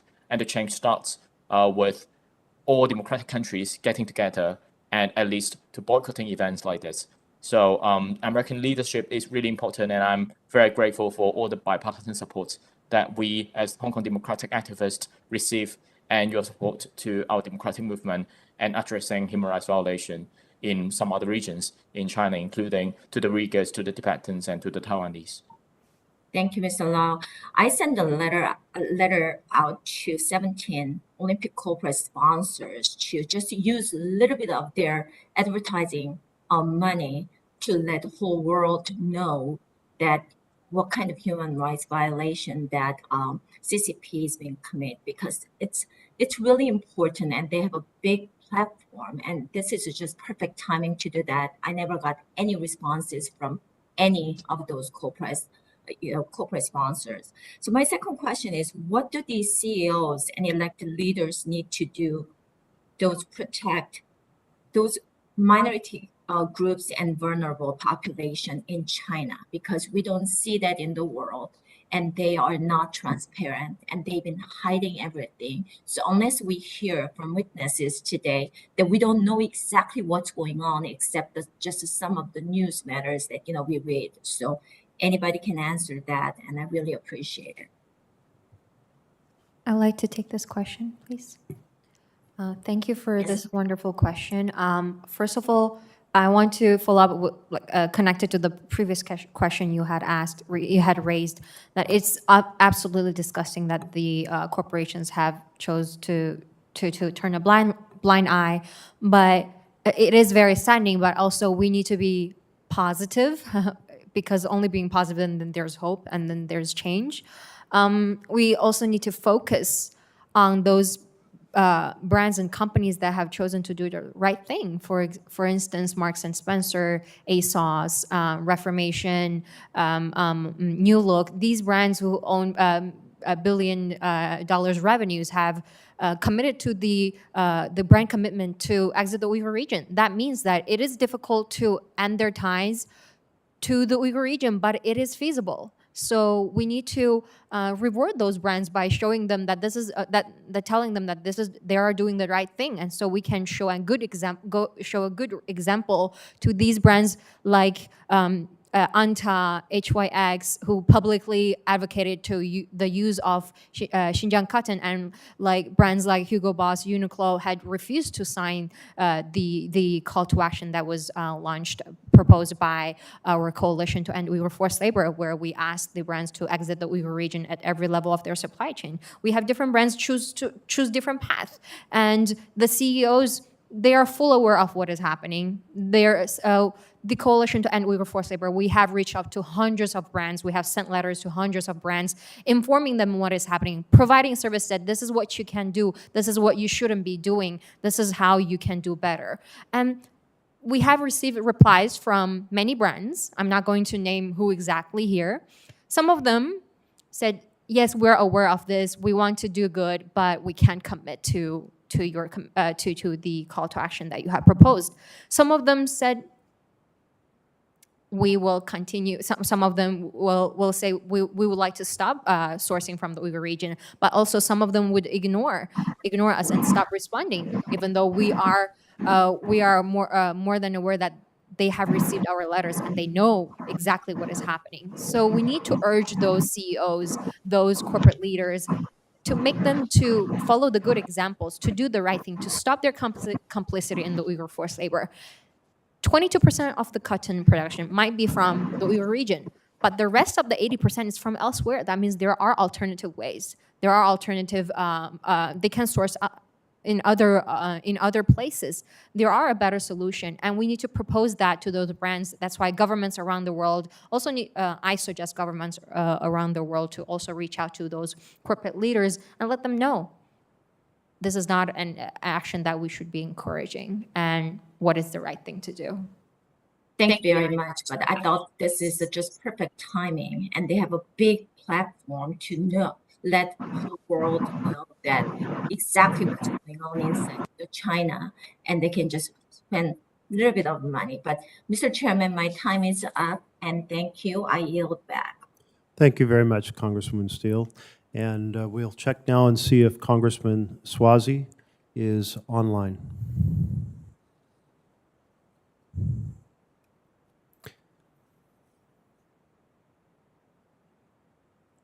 And since he's not responding, I'm going to turn to Congressman McGovern, who courteously yielded his time to Speaker Pelosi, and then I'll yield my time to you. All right, thank you. Thank you very much, Mr. Chairman. Again, thank you for your incredible leadership on all this. Ms. Lameau, we want to thank you for your tireless advocacy on behalf of your uncle. Tenzin Delek Rinpoche's case was well known in Congress, and I remember the sadness I felt when I was informed of his death in custody. How has your advocacy for your uncle's case affected your family in Tibet? Do you here in the United States receive any pressure from the Chinese government or party, directly or indirectly, to stop? Thank you for this question. Thank you for continue to mention his story. And it's very important for us to continue to mention and them story and for the other organized and community. Yes, I got a lot of warrant from Chinese and through my relatives, from my moms. They always told me, if you are continue to speak up for the story inside Tibet, there will be maybe like due to something like kill me something, because they say they have a lot of spy around the world. So probably your daughter have dangerous, because we know every single time what she is doing there. And you know, if she continue as like your brother, like Tenzin Delek Rinpoche, you know, people are just use them after few years, they will like nothing changed. The China is going to very power on the world, so there's nothing will be changed if she speaks something like that. It doesn't work. Let's to talk to your daughter that they will keep to. Sorry. That's watching. Sorry. Kozu tatu che de yodene, kozu gi jana ge swani mat ka ina yodene nyanka o tende yore de la yapu chi jiwa taw mari lan kozu tende zona ladwa. So Nima says that the authorities always say your daughter is advocating in whatever Nima does, they follow and they know exactly everything, and they could easily stop her and endanger her very easily. So they always warn. Tene kozu jami ge swani mat son arida sacha ka ina la yore chutsu nishitachi karcheme hakures ladna. We have spies all over the world, and 24 hours watching, and we know everything that she is doing. Tende yindi ngisambala pönongi mamantuke ge jawala ashulogi je kubdongoti de miseg ari la jawa shabuchuri tende yindi kun namba la ge ta donda kani used mutuna zamb ling dinja ge la shina hansang pien todo shui. The Tibetans inside Tibet look to the outside world to tell their story and to raise speaking about them. And especially they look to the United States as a leader in the world in speaking out against the oppressed. And everything that you do to speak out and raise and awareness about what is happening inside Tibet helps the Tibetans. Thank you. Sophie Luo, we are sorry that you remain separated from your husband, Ding Jiaxi. When Chinese security authorities initially took him into custody along with legal advocate Xu Zhiyang, they placed them under a police measure called residential surveillance at a designated location, RSDL, for about 6 months. Can you explain what RSDL is, and what should the UN and the U.S. government be doing about this practice? Thank you, Congressman McGovern. The RSDL is a new term that they added into the criminal law in 2012, and supposed to be very light criminal procedure to put the detainees at home or some designated location. But Chinese Communist Party right now systematically used it as an incommunicado detention. Anyone sent into RSDL right away, put into a location which no one knows where it is, and all the setup of the location is just a very black room with the lights on 24 hours, with person watch you one by one, and without any communication with outside world. And the policeman can do anything they like to the person who were detained. Like in this case, Ding Jiaxi was put into 10 days noise harassment, very loud noise harassment for 10 days, 24 hours. Everyone can hear around, but no one outside can hear. And Chang Weiping put into the tiger chair continually over 10 days. So they can do whatever they want. And also Li Qiaochu, they threatened her by all kinds of dirty languages. So right now, Safeguard, the NGO, they did an investigation on RSDL. Basically, systematically, they can use this measure on any people they want to get a coerced confession, like reporters, like diplomats, anyone. Only if they want to get a coerced confession, they use this measure. So it's very evil and widely used by CCP now. Thank you. And if I could just ask my friend Nathan Law, thank you for the update on Joshua Wong. We continue to keep him in our prayers, and we hope that he's can be safe and released soon. But can you provide us an update on the 47, the pro-democracy people charged with subversion in February 2021 over their roles in an unofficial primary election held in 2020? Thank you so much, Congressman, for your question. Well, the 47 case was a case that these political campaigners, they were charged under the national security law, allegedly under the charge of sedition, that they participated in a primary election. And the government says that if you participate in a primary election and you want to get the majority, and by getting a majority, you are possibly blocking government's bill, you are committing a subversive act. So let's just imagine every single political parties in the West or in democratic countries would host a primary in order to get the best lineup for elections. And if it happened in Hong Kong, that would be a crime that would make you to be behind bars for years or even decades. And that's how drastic and how draconian the national security law is. For now, most of them are being held behind bars for almost a year without knowing when the trial would officially begin. And no one knows where the sentencing would be. So it is a very precarious situation.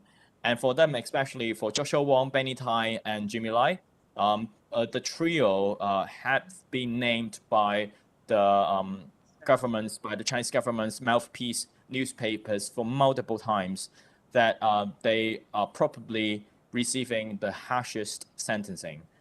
It may take decades for them to get out of the jail, and some of them would, well, we doubt that whether the government wants them to leave the jail alive.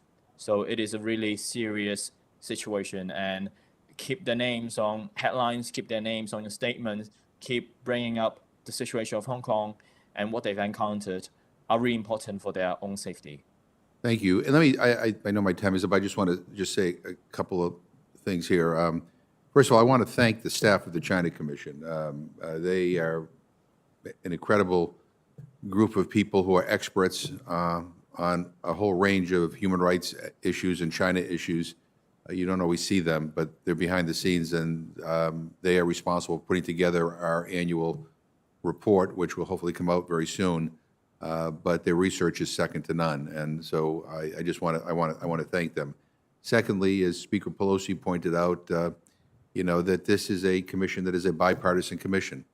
Anybody who's observing Washington know that our politics is pretty polarizing. I mean, we have trouble agreeing on what to have for lunch, right? But on this issue, on these fundamental human rights issues, we are together with Senator Rubio. You heard Representative Steele, Representative Smith, and others. I mean, we are deeply concerned about the deteriorating situation on so many levels. And we hear from people, and we hear in China and from their families that are all over the world all the time about how awful the situation is.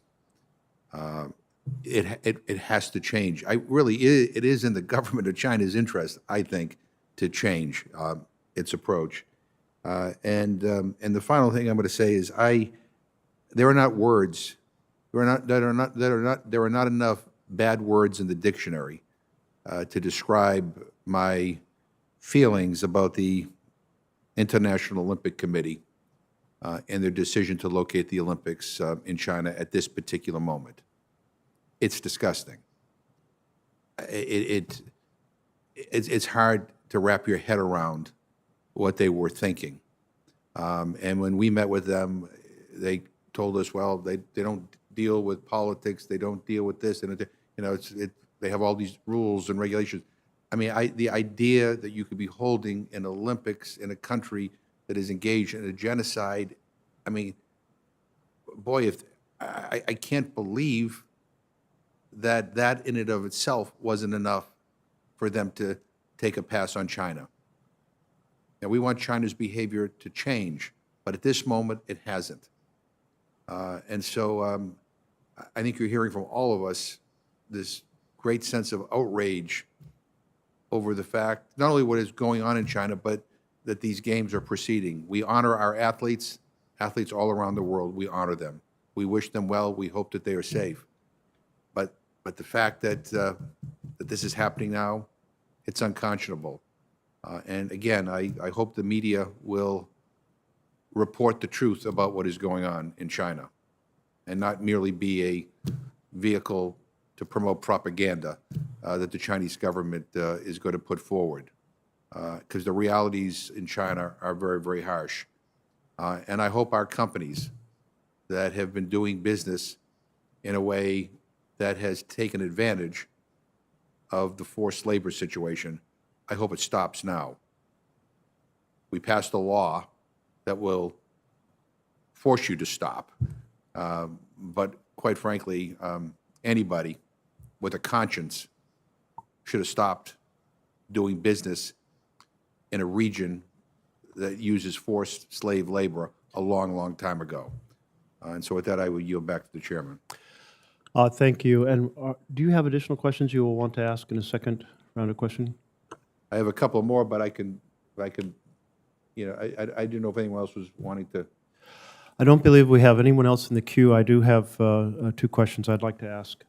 But if you'd like, do you want to finish, or you want to come back to your additional questions? If I can finish, I'll finish. Okay. Ms. Tsao, I want to thank you for your testimony and dedication on the case of Peng Shuai. And I'm concerned that her allegation of sexual assault against a senior Chinese official will not be investigated by the justice system, and that she may not receive any needed psychosexual support as a victim of trauma. Chairman Merkley and I wrote a letter to the IOC noting that it was inappropriate for an IOC official to claim that she is, quote, doing fine, based on a single remote video call. We worry that the IOC's focus on optics may make it harder for her to receive justice or support. I guess my first question to you is, do you agree, and how can we help her get these? Well, I predicted 2 months ago. I made a few predictions in my article after I carefully studied the situation. I predicted that she won't be allowed to leave the country. She will be completely disappeared from the public view. She will be forced to deny the allegations. And unfortunately, all of my predictions transpired. So I think Peng Shuai will never let free if we don't apply serious pressure. And I don't think China will do anything about Zhang Gaoli or the investigation.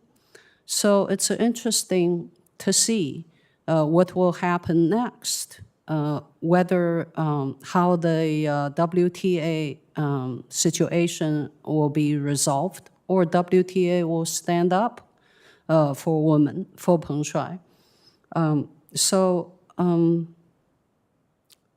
It's the playbook we talked about really doesn't really give us an answer at this point because there's the WTA decision. It's not just the Peng Shuai. If it's just Peng Shuai, China will put her anywhere.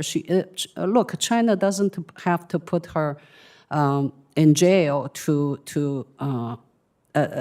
she can live freely and happily in her home, yet not free at all. So President Thomas Bach stated that the IOC does not have any authority to intervene or speak out on behalf of human rights in the host country. I mean, that's what we were told we met with them. And yet, he personally intervened with Peng and said that he plans to meet her during the Olympics. Do you think that this shows that perhaps the IOC can indeed step up on a human rights case? I think IOC is the most troubling sign about the IOC came on the day of December 2nd. They made the second statement within 24 hours of WTA announcing its suspension of the tournament in China. In that IOC statement, the IOC actually used the Chinese government, the CCP language. So that I was like, are they actually actively coordinating with the CCP to suppress the Peng Shuai matter? So if you have that kind of a idea, dawned on that kind of a realization, you know that IOC is not just glossing over things. IOC is active participation of the suppression. Against that backdrop, what would the IOC do? Well, IOC will not do anything. IOC is right, because China can't use its state media to do the propaganda campaign because it has no credit and no actual effect. So IOC took the place of CCTV, Xinhua, Global Times. And IOC will have that dinner or not, whatever. It's all part of the propaganda package to pop up the idea that Peng Shuai is fine. Peng Shuai is not fine, precisely because their efforts. Well, you know, the IOC, those that go along to get along under these circumstances are complicit. Absolutely. And I think that needs to be stated for the record. Just my final question to Ms. Ilham. I welcome back to the commission. And as you mentioned, we recently passed the Uyghur Forced Labor Prevention Act. Before that was the Uyghur Human Rights Policy Act, where you're going to be dealing with the Competes Act. Your testimony reminds us that behind these legislative initiatives are real human beings with families whose rights and aspirations are being denied by the Chinese government. Can you just speak a little bit in a little bit more detail of the experience of the names you mentioned, such as Rahilu Dawood?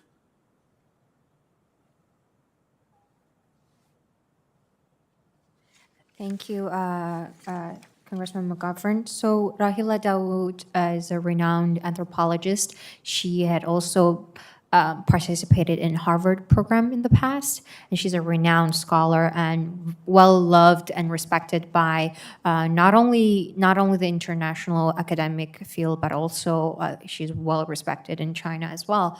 And she disappeared in 2017, just like many other Uyghurs and other Kazakhs and Muslim majority peoples.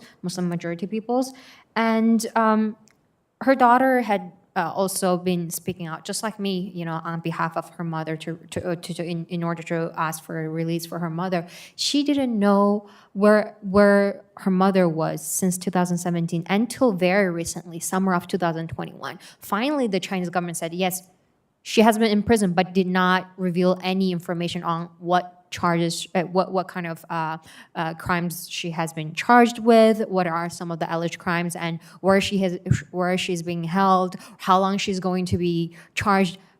Rahila Dawood's daughter, Akida Polat, doesn't know anything. The only information or confirmation she got from the Chinese government is that her mother is in prison. And it goes to so many other Uyghur children and families in the diaspora. I know someone who has over 70 family members, distant family members, have been sent to either re-education camps or prisons.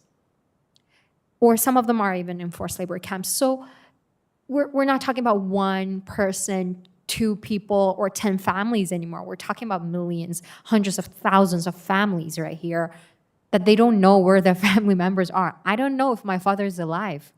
The last time I heard of him was 2017. I knew he was at the Urumqi first prison, but since then, family visits, there was none. And we don't know if he has been transferred to a prison, if he has been transferred to a camp, if he has been killed, if he had died with the health issues, we don't know. And just like Rahila Dawood's case. Well, thank you for sharing your personal story, but also others. 'Cause I think it's important that the number of atrocities are so huge in terms of numbers that we're constantly being given numbers and facts and statistics, and sometimes I worry we lose our human ability to feel what that all means. And there are individuals behind each one of those numbers, and there are families. Yeah.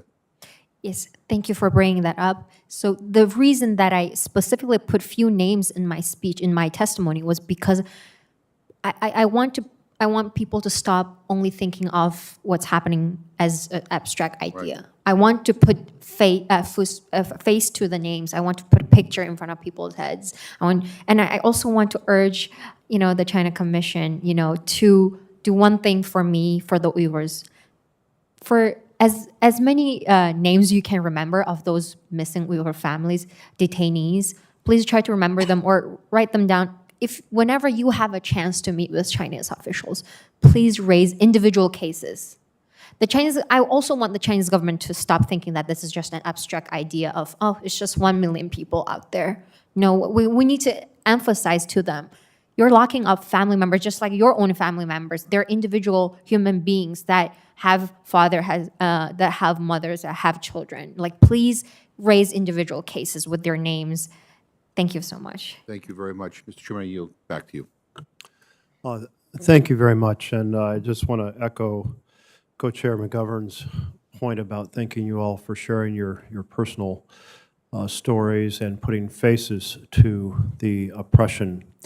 I want to close with this question to whoever on the panel would like to address it. I was reading an article by an independent journalist, Melissa Chan. She published it, I think, 2 days ago. And she noted that at the 2008 Beijing Summer Olympics, journalists were free to travel the country. I thought about how she described the circumstances then and a trip that 10 members of the Senate made a couple years later, where we met reporters who were no longer required to live in official housing, where they were carefully supervised. They no longer had tenders or folks who were with them constantly. We met environmental advocates who were issuing reports on companies that were dumping their industrial pollutants directly into rivers, and there was this emerging environmental movement. We met folks who told us about a slight improvement in freedom to worship, and others who talked about improvements in the ability to advocate for workers' conditions. And now we sit here in the year 2022, and all of that is gone. And in her article, she challenges us with this question, and that is the word an authoritarian state still adequate to describe what has happened in China under General Secretary Xi Jinping? He became General Secretary in 2012, and here is what some of the things that she mentioned. Authorities are locking up activists that they once championed as advocating for the people. We have a cult of personality around the General Secretary. We have amplification of propaganda that puts forth a glorious redacted national history and emphasizes the role of victims of foreign forces. We have massive development of a surveillance state. We have the disconnection from the social media instruments used around the world and replaced by Chinese-controlled social media. We have massive oppression of minority populations to the point of conducting genocide against the Uyghur population. We have a systematic crushing of free speech and free assembly, and we have a very significant buildup of military expansion abroad. And so she asked the question, is this an authoritarian state, or is this now a fascist state with all of those characteristics? And as she asked that question in that article, I was thinking about the comparison to 1936, when the Olympics were hosted by Hitler, and where he used the glitz and glory of Olympic gold to hide his already horrific acts. And then, because the world paid no attention to those acts, he was an emboldened spree of enormous assaults on humanity in the years that followed. And I guess our plea is to the world is, let us not repeat or echo 1936, when the world ignored the acts of Hitler. And let's not ignore today the acts of General Secretary Xi Jinping. But so I ask you kind of broadly, are we now talking about a fascist state? And should we start thinking of China's under the rule of General Secretary Xi Jinping in that context?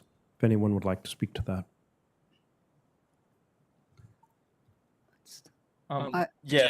Go ahead. Yes, please go ahead.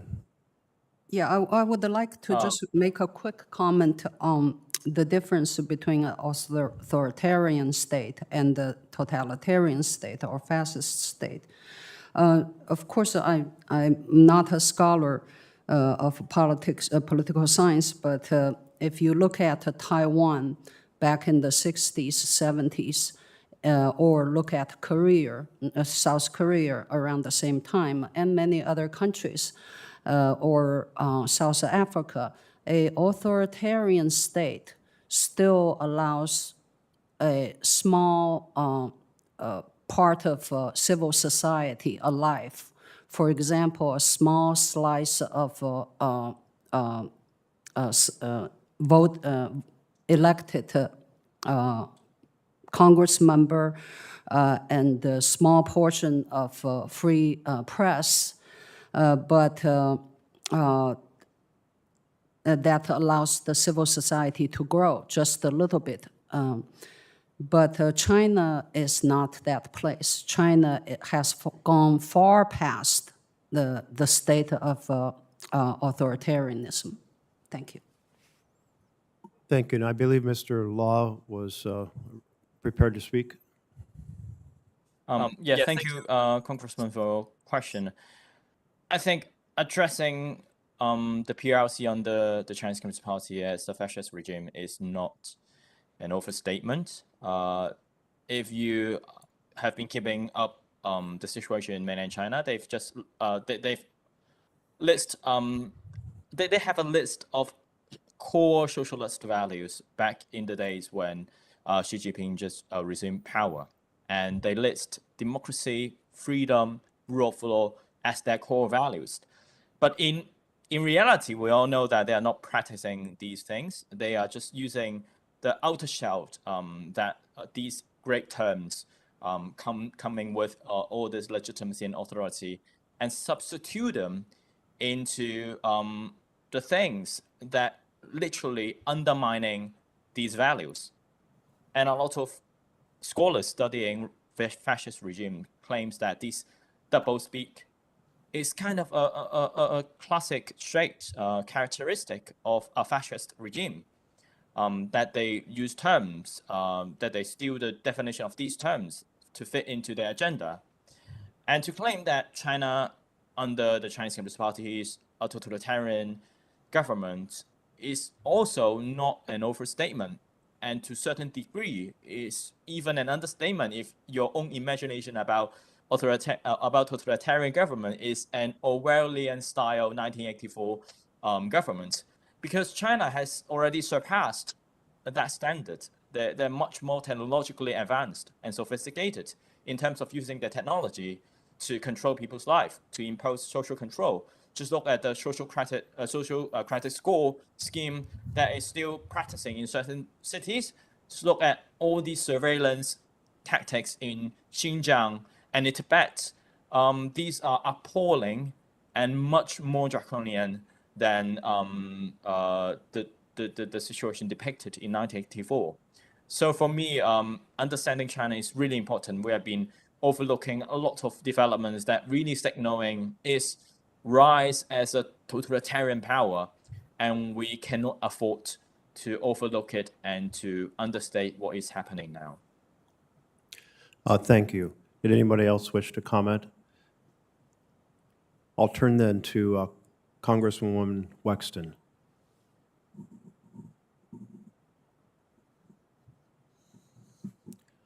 Well, I think we just lost Congresswoman Wexton. She had one last question she wanted to ask. So we're reaching the conclusion of this hearing, and approximately 6 to 7 a.m. tomorrow morning here on East Coast time, the opening ceremonies will begin for the Beijing Winter Olympics, and we hope the world will pay attention to the horrific acts occurring in China at the same time as the opening ceremony initiates. I appreciate all of you bringing your knowledge, your experience, your expertise, your organizing to bring to bear on this conversation. I know that you all, either individually or within your circle of friends and families, have seen much tragedy from the exercise of the power of the Chinese government in the various forms we've addressed today. So your testimony is doing great value in the world. The record will remain open until the close of business on Friday, February 11th, for any items members would like to submit for the record or for additional questions for our witnesses. I do ask unanimous consent to submit the article that I referred to by Melissa Chan. Without objection, that article will be included in the record. This hearing is adjourned.